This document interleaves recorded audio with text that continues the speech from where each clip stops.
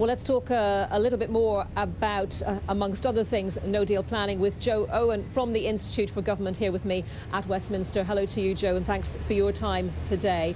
Let's begin at the beginning, though, and try to take a very logical step-by-step look at what might happen over the next 7 or 8 days.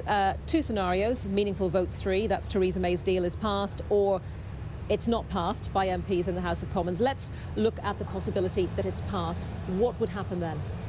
So obviously the dream scenario for the Prime Minister is that her speech last night has persuaded more MPs than it's put off, and she does bring her deal back next week and is successful.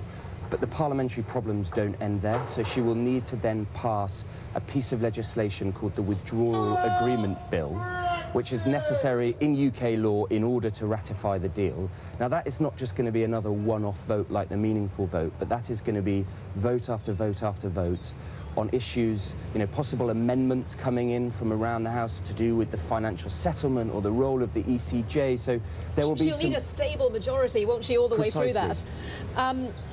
And in terms of no-deal preparations, let's look at the prospect then of meaningful vote 3 not being passed. What would happen then? So there's a really difficult question for a load of very senior ministers and civil servants around here to be answering in the coming days, because some of those plans, the big red button to press go on those contingency plans, need to be taken, already have been taken, or taken on Monday perhaps. And what do they do about that, even if we've not had the vote? So there are some real questions with this uncertainty of whether we will leave possibly with a no deal in a few days, possibly in a few months. And so these big questions departments will need to be answering about medical supply or traffic in Kent, and it's really uncertain which way those decisions will go at this point.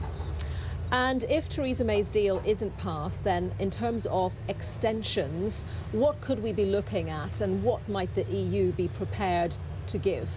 Well, this was one of the interesting things in Donald Tusk's statement last night, that he talked about a short extension being contingent on the withdrawal agreement being successful in Parliament, but there was nothing about what might happen if that didn't take place.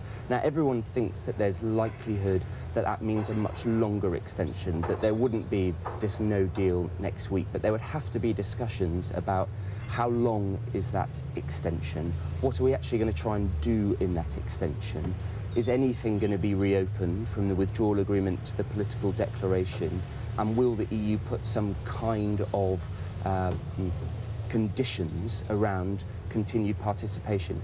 Of course, there's also the big question of what happens for the European Parliament elections. Any extension that goes beyond the end of May, the EU has said will involve the UK taking part in those elections, which is politically quite difficult for a lot of the parties here in Westminster.